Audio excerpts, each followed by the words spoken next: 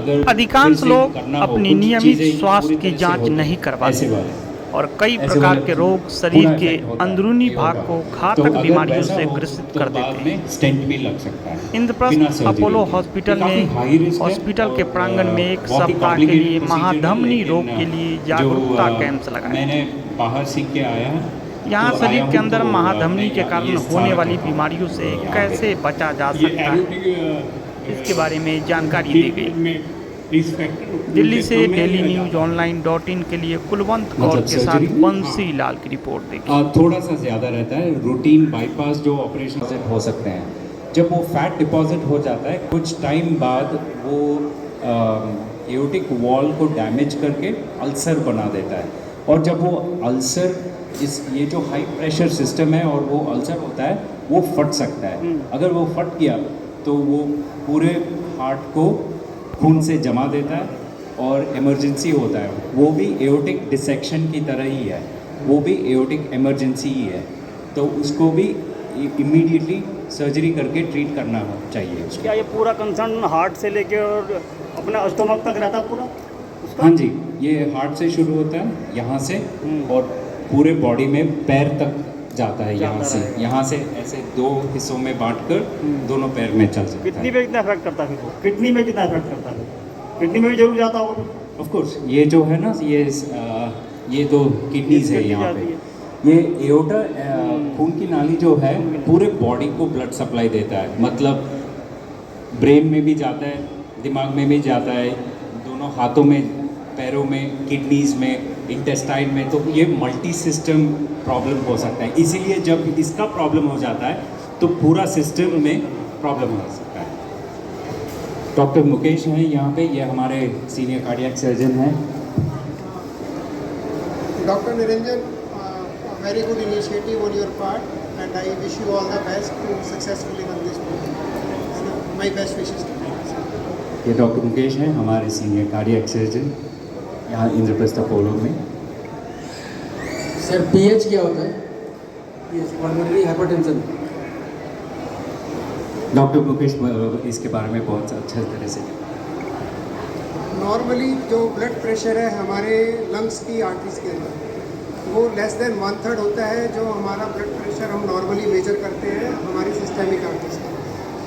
तो जब ये लंग्स के अंदर का जो ब्लड प्रेशर है आर्टरीज का, जब ये इंक्रीज हो जाए more than half of the blood pressure जो कि हमारा नॉर्मल हम मेजर करते हैं, सिस्टेमिक ब्लड प्रेशर इसको बोलते हैं। तो इस कंडीशन को बोलते हैं पल्मोनरी आर्टीरियल हाइपरटेंशन।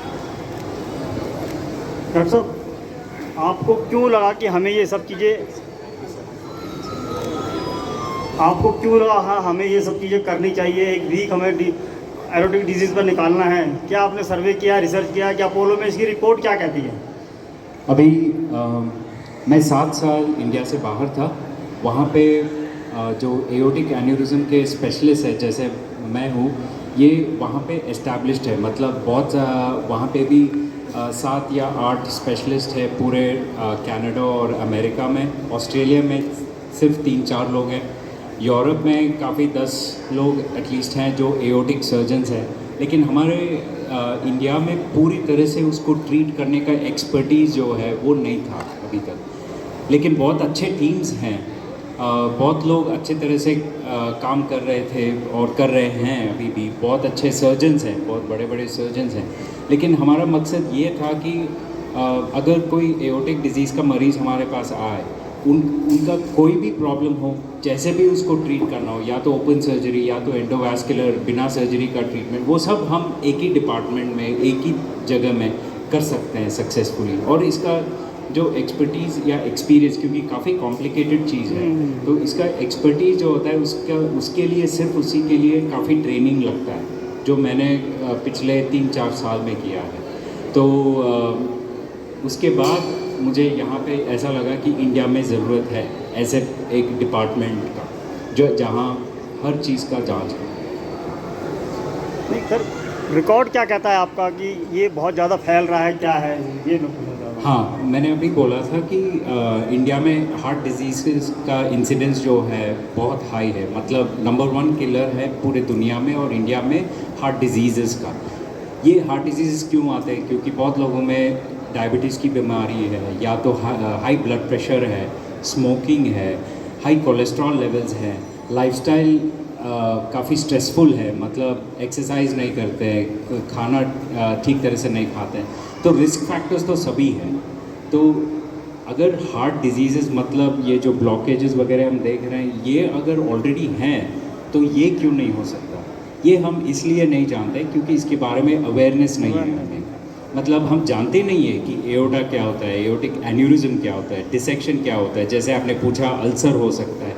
ये सारी चीज़ें जो हैं ये काफ़ी नए हैं लोगों को, लेकिन ये है बहुत सालों से, मतलब जब तक हम हैं तो ये सारे डिजीज़ेस तो रहते ही हैं, तो लेकिन ये किस में है किस में नहीं है ये पता नहीं चलता है। और एक और बहुत इम्पॉर्टेंट बात है, एओर्टिक एन्यूरिज्म जो होता है इसको साइलेंट किलर बोलते हैं। मतलब ये जो फूलता है यहाँ पे, ये 75% लोगों में पता भी नहीं होता है कि इनमें है, इसके सिम्टम्स ही नहीं होते हैं। लेकिन जब ये 4.55 सेंटीमीटर के से ऊपर बढ़ने लगता है तब छाती में दर्द स्टार्ट होता है। ऐसा लगता है कि कुछ ठीक नहीं है, मतलब हमेशा वो छाती में दर्द हो सकता है, या तो एक्टिविटी मतलब बहुत ज़्यादा दूर तक अगर चलते हैं तो वो पता चल जाता है कि यहाँ पे कुछ, तब हम चेक करेंगे तो अगर एओर्टिक एन्यूरिज्म मिल सकता है। ये 75% लोगों में पता नहीं होता है। तो जब आप 35-40 ईयर्स के हो जाते हो उसके बाद कम से कम, या अगर कोई रिस्क फैक्टर्स ना हो, कम से कम 5 साल में एक बार एको करा दें। अगर रिस्क फैक्टर्स हैं, आपके फैमिली में हार्ट डिजीज़ का प्रॉब्लम हो, तो हर साल आप एक बार हार्ट का चेकअप करा लो जिसमें एको भी हो जाता है और उसमें पता चल सकता है कि कुछ प्रॉब्लम है कि। Cardiac surgeon or should I answer in English? In English or English is better. Yeah. Diseases. I'm a cardiac surgeon. Of course, I deal with all the heart problems, but my main focus is on aortic disease. Aorta is the main blood vessel, or you can say the main pathway for the blood to go from the heart. When the heart pumps the blood, it goes to the rest of your body, which includes your brain, your hands, your intestines, legs, and all the important organs like kidneys and everything. So, some of the diseases that affect the aorta, like aortic aneurysm, aortic dissection, aortic congenital problems, diseases that happen are present from the birth, but they show up later. Some aortic valve problems, all these can affect the health of a person and cause various symptoms. To avoid all these things, how a person or a patient could do his best to, and how it occurred, with which reason? Especially in case of aortic aneurysms, in about 75% of the patients, there are no symptoms. There is no pain or anything. And most of the times, it is incidentally detected, which means that a person goes for a health check, and the doctor does an echocardiogram. He finds that the aorta looks bigger than normal, and he will do a CT angiogram to confirm, and he'll find an aortic aneurysm. Aortic valve problem is involved, and shortness of breath can occur. Sometimes even your voice can change because the nerve supply to your voice box goes around the aorta.